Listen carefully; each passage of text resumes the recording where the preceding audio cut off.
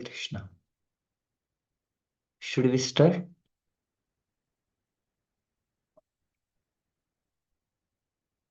ॐ अज्ञानतिमिरन्धस्य ज्ञानाञ्जनशलाकया चक्षुरुन्मिलितं येन तस्मै श्रीगुरवे नमः। श्रीचैतन्यमनोभीष्टं स्थापितं येन भूतले स्वयं रूपकदा मह्यं ददाति स्वपदान्तिकं। वन्देऽहं श्रीगुरो श्रीयुतापदकमलं श्रीगुरों वैष्णवांश्च श्रीरूपं स्वाग्रजातं सहगना रघुनाथान्वितं त्वं सजीवं साद्वैतं सावधूतं परिजनासहितं कृष्णचैतन्यदेवं श्रीराधाकृष्णपादान् सहगणललिता श्रीविशाखान्वितंश्च हे कृष्णकरुणा सिन्धु दीनबन्धु जगत्पते गोपेश गोपिका कान्त राधाकान्त नमोऽस्तुते तप्त कांचन गौरांगी राधे वृंदावनेश्वरी वृषभानुसुते देवी प्रणमामि हरिप्रिये वाञ्छाकल्पतरुभ्यश्च कृपा सिन्धुभ्य च पतितानां पावनेभ्यो वैष्णवेभ्यो नमो नमः। नमो विष्णुपादाय कृष्णपृष्ठाय भूतले श्रीमते भक्तिवेदान्तस्वामिनिति नामिने नमस्ते सरस्वते दिव्ये गौरवाणी प्रचारिणे निर्विशेष शून्यवादी पाश्चात्य देशतारिणे जय श्री कृष्ण चैतन्य प्रभु नित्यानंद श्री अद्वैत गदाधर श्रीवासादि गौर भक्तवृंद हरे कृष्ण कृष्ण कृष्ण हरे हरे हरे राम राम राम हरे हरे। हरे सॉरी थोड़ा उल्टा गया मैं। ओम नमो भगवते वासुदेवाय। ओम नमो भगवते वासुदेवाय। ओम नमो भगवते वासुदेवाय। नारायणं नमस्कृत्यं नरं चैव नरोत्तमं देवीं सरस्वतीं व्यासं ततो जयमुदीरये नष्टप्रायेषु भद्रेषु नित्यं भागवत सेवया भगवती उत्तमश्लोके भक्तिर्भवति नैष्टिके कृष्णाय वासुदेवाय देवकी नन्दनाय च नन्दगोपकुमाराय गोविन्दाय नमो नमः। हरे Krishna. Prabhuji, sorry to interrupt. 1 to 11 is pending. Yeah, it's 1 to 11, Prabhuji. Okay, it was showing 12. No, it's 11 right now. Is it showing you 12 till now? No, not now. Earlier. Okay, okay, okay. Hare Krishna. So we'll repeat. Vadanti tattvavidas tattvam yajnanadvayam brahmeti paramatmeti भगवानिति शब्दते वदन्ति तत्तत्त्वविदः तत्त्वं यज्ञानद्वयम् ब्रह्मेति परमात्मेति भगवानिति शब्दते वदन्ति तत्तत्त्वविदः तत्त्वं यज्ञानद्वयम् ब्रह्मेति परमात्मेति भगवानिति शब्दते.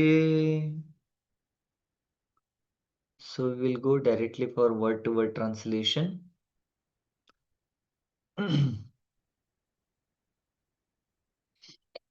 Vadanti, they say. Tat, that. Tattvavidaha, the learned souls. Tattvam, the absolute truth. Yat, which. Jnanam, knowledge. Advayam, non-dual. Brahma iti, known as Brahman. Paramatma iti, known as Paramatma. Bhagavan iti, known as Bhagavan. Shabdyate, it so sounded. Translation and purport by His Divine Grace, A.C. Bhaktivedanta Swami Maharaj Srila Prabhupada. Srila Prabhupada. Deki Jai. Translation. Learned transcendentalists who know the learned truth call this non-dual substance Brahman, Paramatma or Bhagavan. Purport. The absolute truth is both subject and object, and there is no qualitative difference there. Therefore, Brahman, Paramatma, and Bhagavan are qualitatively one and the same. The same substance is realized as impersonal Brahman by the students of the Upanishads, as a localized Paramatma by the Hiranyagarbhas or the yogis, and as a Bhagavan by the devotees. In other words, Bhagavan or the Supreme Personality of Godhead is the last word of absolute truth. Paramatma is the partial representation of the personality of Godhead, and the impersonal Brahman is the glowing effulgence of the personality of Godhead. As the sun rays are the sun god, less intelligent student of either of the school above sometimes argue in favor of their own respective realization. But those who are perfect seers of absolute truth know well that the absolute now know that above three features of the one absolute truth are different perspectives, views seen from different angles of vision. As it is explained in the first shloka of first chapter of Bhagavatam, the supreme truth is self-sufficient, cognizant, and free from illusion of relativity. The relative world, the knower, is different from the known. But in the absolute truth, both the knower and the known are one and the same thing. In the relative world, the knower is the living spirit or the superior energy, whereas known is the inert matter or inferior energy. Therefore, there is a duality of inferior and superior energy. Whereas in the absolute realm, both the knower and the known of the same superior energy. There are three different kind of energies of the supreme energetic. There is no difference between the energy and energetic, but there is a difference of quality and energies. The absolute realm and the living entities are of the same superior energy, but the material world is an inferior energy. The living being in contact with the inferior energy is illusioned, thinking he belongs to the inferior energy. Therefore, there is a sense of relativity in the material world. In the absolute truth, is no such sense of difference between the knower and the known, and therefore everything there is absolute. Om Ajnanatimirandhasya Jnananjana Chakshurunmitanyena Tasmai Shri Gurave. Hare Krishna. So I welcome all of you to today's Srimad Bhagavatam class. After long time. Okay.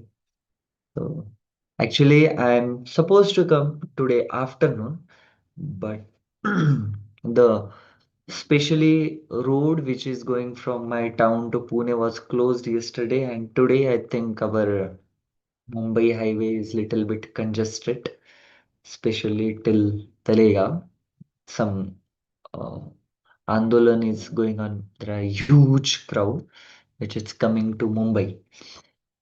So little bit inconvenience is there. So I'm trying either today night or tomorrow afternoon. It might be cleared, and then I will move on for my journey. Because anyhow, Sunday we have a very beautiful Radhashtami. So naturally, we have to do some pre-preparations for that. So in this particular verse, It's Srimad Bhagavatam clarifies very clearly. Even when somebody gets into, the worshipping the supreme personality of Godhead, many people they are so confused with Vedic religion that they say, my God, how many ways are there? Every person who has anything involvement in a Vedic religion, they have their own personal things. Some of them they consider demigods to be the absolute, and worshipping demigods is the actually what is mentioned in the scriptures. Some of the people says, oh, it's not about the uh, demigods, it's Lord Shiva. Somebody will say, oh, Mother Kali. Somebody say, even if somebody comes to the level of worshipping Lord Vishnu, there are the different concepts even in worshipping Lord Vishnu. So three of these famous concepts, Mayavadi sect is completely different. We are not going to entertain that concept. But even in involvement of Krishna or Vishnu, there are the three kinds of manyata or the acceptance has been taken by the people. The first is considered that, oh, the Vedas, Upanishads, they say Lord is a kind of a light. Lord is kind of a nothing but a zero concept, only Prakash, Prakash, Prakash is there. Then second says, yeah, but for the involvement in this material world and to be with the living entities, the same self, supreme God who is there in the absolute sky has converted himself actually into uh, as a Paramatma localized aspect of the Supreme Personality of Godhead. And then after that, some of them says, see, actually, that's okay, but Lord is there in the Vaikuntha planet, sitting with all his paraphernalia and partials. So which of the concept is true?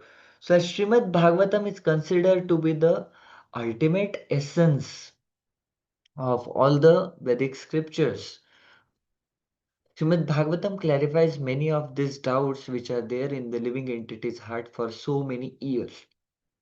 Even in Bhagavad Gita, Krishna tells all this, that in the 12th chapter, 15th or 12th chapter, I think it's a 15. I'm bad at numbers.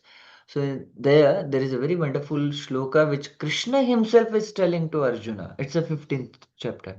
Klesho adhikatarastesham avyakta sakta chetasa avyakta higatir dukkham dehavabhir avapyate. Those people who are involved in the worshipping of avyakta, which cannot be vyakta. Yeah, or people say, oh, Lord is formless, Lord has no form. How can you bind Lord into the a particular form? So see, it's a very one common sense which we can understand through absolute truth, or the Lord means nothing should be impossible for him. He can do like many things which is even impossible for the living entities which have ashtasiddhis also. So if nothing is impossible for the Supreme Personality of Godhead, then even if he is a Avyakta, to take a Vyakta form which is different than this gross form of ours, it's possible for him.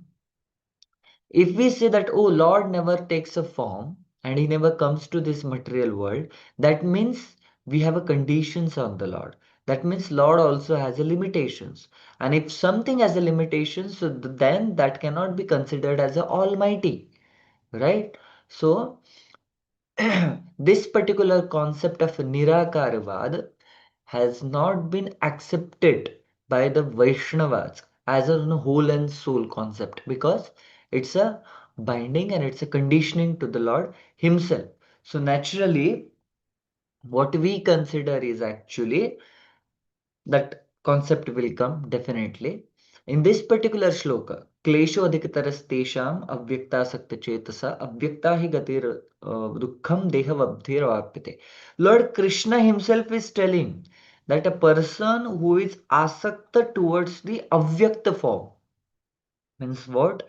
He doesn't act, no, he is very much attached to the Nirakar form of the Supreme Lord, Klesho Adhikatarastesha. In his life or in his practice, there are a lot of kleshas. There are going to be a lot of hindrances, obstacles. It's not so easy to follow, especially those who are within this material body. For those people to worship and to get evolved in the Nirakarvada is a very difficult. That's Krishna's word directly from Bhagavad Gita. Krishna is saying that, right?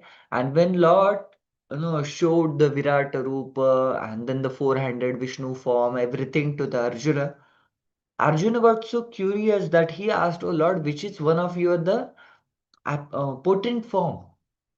What I have been worshipped right now, which is the best one?" So that time also Krishna showed the two-handed form because Arjuna was very much attached to that form. And plus in the 15th chapter in the initials also Arjuna asked the same question that Lord, I have been attached to your this particular form and some of the people they worship you as a formless person. Tell me which is the best one. Then Krishna is telling all this series of verses that actually those Nirakari people their path and their advancement is very troublesome where the person who is attached to my self same body right now which what I am as a Satchidananda body, that person has can attain the absolute truth very easily. So that's what it's Krishna's things, it's Krishna's instructions, it's Krishna's opinion, right?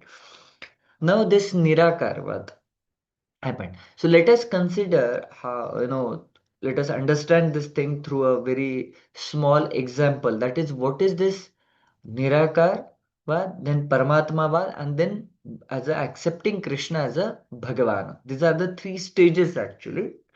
And any person who is into any stage get advanced further in these particular stages. The first stage is person considering Lord as a formless. Second stage is people considering Krishna as a localized Paramatma. And the third stage, the ultimate stage, is to consider Krishna to be the supreme personality of Godhead. So naturally, the first one is uh, Nirakara. Just like there are the three students, those who are standing in front of a tunnel. And that tunnel there is a railway road coming out of that tunnel.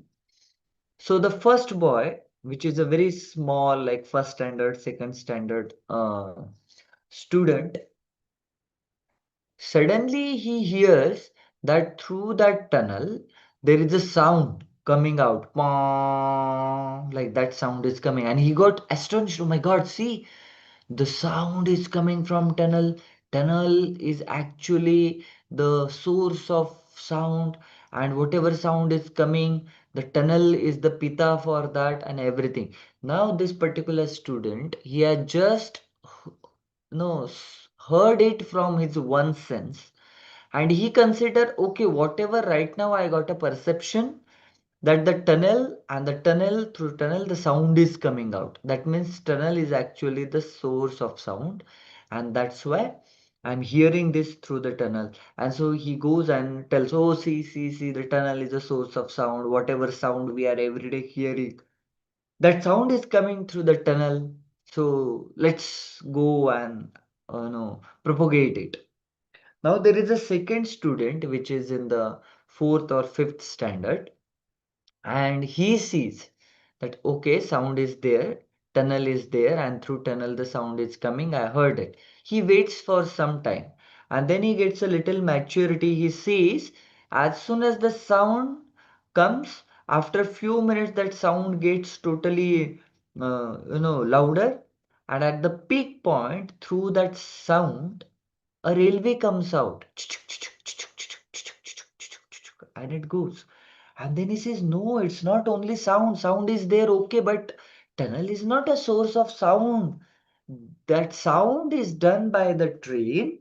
That train takes the people, the passenger, from the tunnel to the destination. So the tunnel, through tunnel, the train is the source of a sound, and train takes the people from the tunnel to other destinations. Karke, oh my God! See, this is what it is.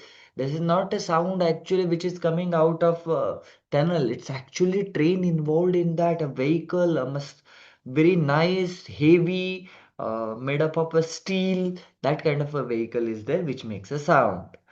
Okay, that is also okay. And then he goes and he propagates it in his village. The third one is a very like adult boy of 18, 19-year old. He waits. Yeah, is it really?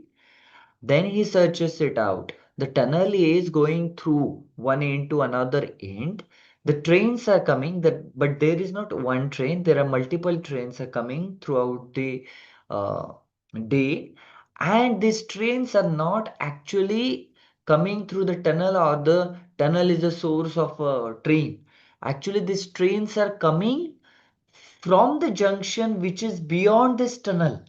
Tunnel is just a way through which it passes actually, but this train has been sourced from a junction, and there are multiple trains. People sits there from one place, and they go to their destination place, and the train is just a um, instrument which carries it. That the source is actually the junction. Now, if we understand this analogy through this perspective, none of these boys are actually wrong. Tunnel is the source of a sound because as soon as you blow horn in the tunnel, tunnel gives the echo to that sound, and through that tunnel that sound is coming. Then, yeah, train is passing through the tunnel. That is also truth. And junction is actually the source of train. That is the absolute truth right now. So similarly, these three schools, the people, those who consider Krishna to be actually the absolute truth. Somebody considers Krishna to be the only Paramatma in the heart, and the third one considers Krishna to be Nirakar. They are not wrong. They know, yes, whatever their knowing is there, that is truth. But it is not absolute truth, and it's not complete realization, right? So, person who knows Krishna to be actually the uh, only light or a brahmana actually, that's okay, that's a truth, but it's not an absolute truth. But that person's realization is like that child who is a 2 or 3 year old who considers that that this uh, that tunnel is the source of sound. Then the person who considers Krishna to be the Paramatma considers tunnel is the source of a train, that like a boy of a 5 or 6 year old. But the person who gets a maturity in his devotional service, that person knows that actually the train has been sourced by the junction. So although Paramatma aspect is there, although the Brahman aspect is there, but still the Bhagavan aspect is the highest in this world.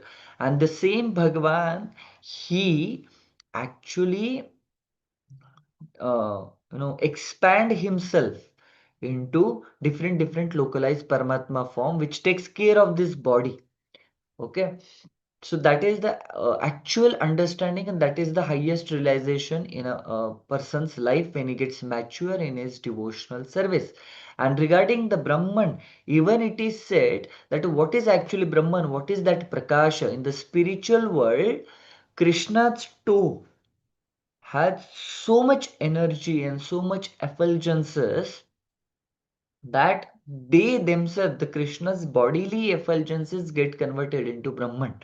Just like when sun planet comes out, naturally the rays from suns come to the planet Earth, and we feels it as a see, sunlight has been come, and it's a prakash everywhere. So somebody will say, oh no, no, no, there is no planet or something like a Surya. There is only this light. Some of the people will consider, see, there is a light, light will come and light will go. Then there is a highest understanding, yeah, there is a planet, and through that planet the light is coming. And the third understanding is that yes, there is a light, there is a planet, but simultaneously to govern that planet, there is actually Surya Devata Vivaswani involved into that because of the effulgences of such citizens on the sun planet. This light is coming to the planet Earth. That is what a actual understanding. So similarly in this aspect also, the person as he gets involved and his realizations get matured in this world, he gets this realizations. There is a very wonderful shloka in Srimad Bhagavatam. Sanchintayeda Bhagavata Charanarvindam Vajrankushadvaja Saroruhalanchanadhyam Uttungarakta Vilasannaka Chakravala Josna Bhirahata Mahadhridayandakaram. So even the toe, Sanchintaya, the Bhagavad Charanaravindam, the Lord's holy feet, their first thing is they give abhaya to the devotees. And even if we consider the Lord's lotus feet, the toe of Lord's lotus feet has such a potency that the effulgences from the toe of lotus feet of Supreme Personality of Godhead actually can mitigate the entire darkness from this material world and from the heart of his devotee. So that is what Krishna's effulgences can do. Now the another aspect which Srila Prabhupada emphasizes on the in the purport actually is Krishna's three energies. Lord has three energies: Antaranga Shakti, Bahiranga Shakti, Tathastha Shakti. Antaranga Shakti means internal energy, Bahiranga Shakti means external energy, and the Tathastha Shakti means marginal energy. Antaranga Shakti of the Supreme Personality of Godhead generally functions in the spiritual planet. She is like a Bhakti Devi, Yoga Maya, and sometimes it is also considered as Srimati Radharani. Through her, all the aspects are coming out. And the second is Bahiranga Shakti, means external energy, which is this material energy that is represented by the Mahamaya Devi. And also, whatever the inert matter is there in this material world is actually the external energy of the Supreme Personality of Godhead, which is also considered as a Bahiranga Shakti. Now, the most important thing is the marginal energy. Marginal energy means Tathastha Shakti. Tathastha Shakti means what? They are in between. Sometimes they get influenced by the Lord's internal energy. They become bhaktas, they try to follow many things. And then there sometimes is actually the external energy. They get attracted by the external energy, Mahamaya potency of the Lord. So Tatastha Shakti in between. They are like a pendulum. Pendulum means sometimes here, sometimes there, sometimes here, sometimes there. So we are like in between always. कोई भी आएगा घंटा बजा के जाएगा, So living entity and our consciousness is like that. Sometimes we get a lot of influenced by the external and you see material world is such a wonderful, there is such a beautiful, this sense enjoyment is there. See the road, see the beauty, see the uh, shopping malls are there and the eatables are there and see such a wonderful life is there. I have so much things to wear to have in my life. So in that way we get influenced by the external energy. And then there is the internal energies when sometimes or many people come sometimes or some devotees when they come sometimes in the temple, then they say, oh, actually, nothing is there, only Krishna's lotus feet. So I came, there is a hospital, very famous hospital in South Mumbai, JJ Hospital. So I used to say, there are certain devotees who are considered as JJ devotees. Not because they have come or they're working in the JJ hospital, no. Because of their Lakshana, we call them as a JJ devotee. JJ devotees means what? Janmashtami to Janmashtami devotees. They will come on Janmashtami, but they will work so nicely. And while taking darshan and having abhishek, they will be like, oh my God, that's what actually it is. You know, their intensity through their, emotions we come to know. Of course, may somebody has that bhava, we are not the judge here, actually. But Nobody is coming throughout the year to the temple, not even a chanting or taking darshan of the Lord. And all of a sudden during festival, somebody is coming and showing a lot of devotion through his heart. Yes, yes, yes, this is what actual pleasure. बाहर की दुनिया में कुछ नहीं रखा है प्रभु जी. बाहर जाके देखो प्रभु जी फुल नाचते डीजे के ऊपर. बाहर की दुनिया में कुछ अंदर आते ही उनको रियलाइजेशन आते. सो जैसे आप देखेंगे अगर हम कोई when ever there is a death and we go to the smashana bhumi, people get smashana vairagya. Have you heard this term, smashana vairagya? Their vairagya is so fragile. As soon as they go to such kind of a places, they say, क्या प्रभु जी कितना भी कमाओ लेकिन क्या आखिरकार लेके क्या जाना है करके खाली हाथ आए थे खाली हाथ गए थे प्रभु जी. कोई नहीं रहता है दुनिया में अपना अपना आने आए ना, बस दो प्यार के मीठे बोल झिलमिला के चले जाने का करके. तो इस पद्धति से लोगों को स्मशान भौतिक दुनिया में कुछ नहीं कहा. अच्छा था प्रभु जी, क्या प्रॉब्लम था इसके जीवन में लेकिन फिर भी ऐसा हो गया इसके साथ. you know as like big big statements people will say in the smashana bhumi, and as soon as they come out of smashana bhumi's gate, they consider material world to be the everything, and then full flesh में करो चाय रखो पानी रखो ये करो वो करो खाना बनाओ, and then they will eat sumptuously and nicely करके. So this is how material world functions actually. So similarly there are some people who gets a smashan vairagya, some people gets a festival vairagya or a temple vairagya. As soon as they come to the temple, भगवान ही सब कुछ है प्रभु जी, आप कितना भी करो दुनिया में कहाँ कुछ लेके जाने वाले हैं. सब उनकी माया है, उनकी वजह से सब कुछ मिला है, उनको ही अर्पण करना है.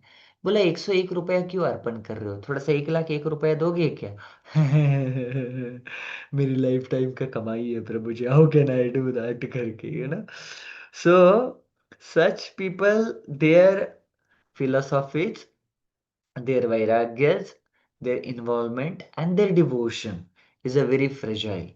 Of course, we are not judging people, we are not criticizing people, but that's a truth actually right now that people they want to say something, they want to show it off. You see, I am also kind of a devotee, I am also kind of a vairagi, I also know certain things, and according to me, this is what it is, and like that. So many people just to show it off ki I also have certain aspect of spirituality, I'm not a complete materialistic person, a karmi who is always involved in the sense gratification. शरीर ही सब कुछ है, शरीर खत्म तो सब कुछ खत्म, कल क्या हो किसने जाना करके. You didn't know, but realized souls know that. The Supreme Personality of Godhead knows that. But we don't want to take Krishna's words or the Shastra's words so seriously. Then there will be the kleshas in our life. Adi Bhautika, Adi Daivika, Adi Atmika miseries has to be there because we are not following the Shastras. And even if some kind of a ritual we do without the consent of Shastras, there will be no result of those. Because Krishna's word is absolute, Shastra's words are absolute, Acharya's words are absolute, Guru's words are absolute actually. And when they say there is a potency into that, even if I go to kind of right now in Pune, there is a very famous chowk called as Appa Balwanta Chowk, where every you will get every book that especially that lane and that chowk is very famous for the books. Everywhere there you will see books and stationaries. So even if I go to Appa Balwanta Chowk, I take out the all medical books and I try hard to read out all the books. I mug up all the books. Entire books of medical section till the PhD or the till MD or MS like that. Am I be qualified to have a surgery or to do surgery to any particular person? No, I cannot. Even if I read thousands of books with all kind of a sincerity, I cannot. Because the words and the procedure given by the government is the absolute. So until and unless I get into the MHTCET, through that MHTCET score, I will go into the medical field or the medical college. I take a authorized college, and the admission into that college, I go through a particular training program, whatever they say, the rules and regulations they have set up. I have to follow those rules and regulations, then and then only I will become a qualified doctor, otherwise it is very difficult to become a doctor just by reading a book. The same principle is involved in the spiritual life also.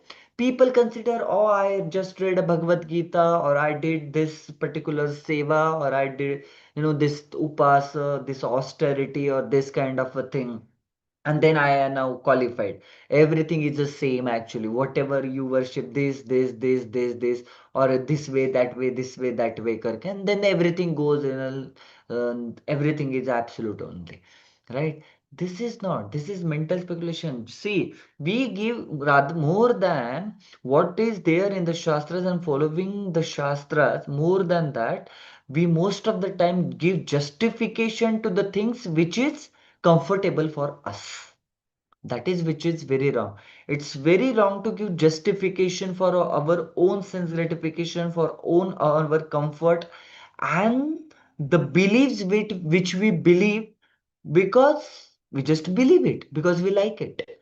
There is no logics behind that, there is no shastra behind that, but just I want, I like, I have been following this, that's why it is supposed to be absolute. World is not governed by us, the spiritual world is not governed by us, the shastras and the spirituality is not governed by my own concepts. That is governed by Krishna's instructions, Lord's instructions, and the Lord's instructions are in the shastras. So naturally, if somebody is very serious in the spiritual life, he or she has to follow the injunctions of the Shastras. Yah Shastram Vidhi Mutsrijya Vartate Kama Karanat Nasa Siddhim Navapnoti Na Sukham Na Paramgatim.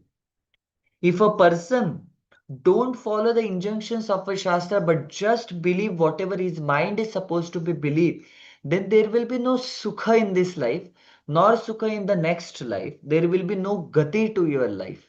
You have to be rotten into this material world into threefold miseries: Adi Daivika, Adi Bhautika, and Adi Adimika. And whatever the rituals we are following cannot be considered to be the spirituality. They are just a good gestures actually, because there is no involvement of Shastra within it, right? You want to please certain person.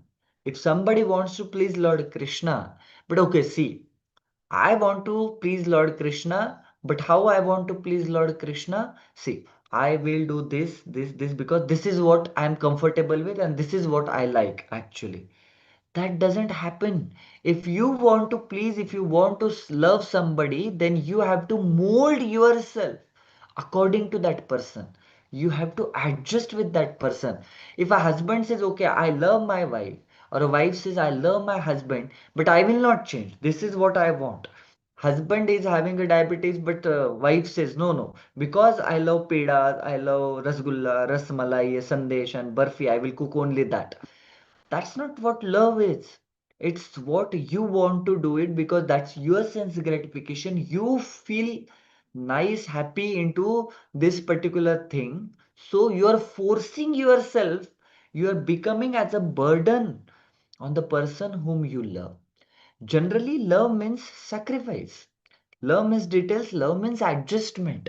So if somebody wants to love Lord Krishna, he or she has to sacrifice certain things. They have to do the austerity.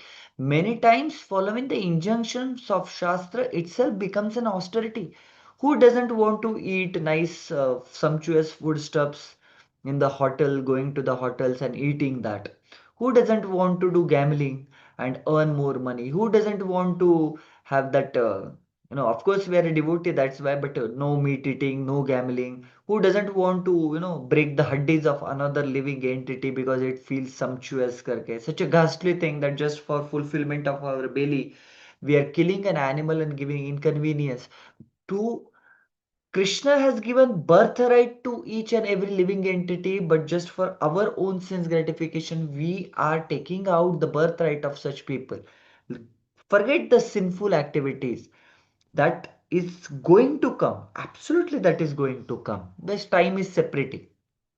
But we are denying the authority. We are denying the rights of, in a to be in this material world and having their own quotas and involvement in this material world, and just we are killing those animals for our own sins. Who doesn't want to satisfy their senses?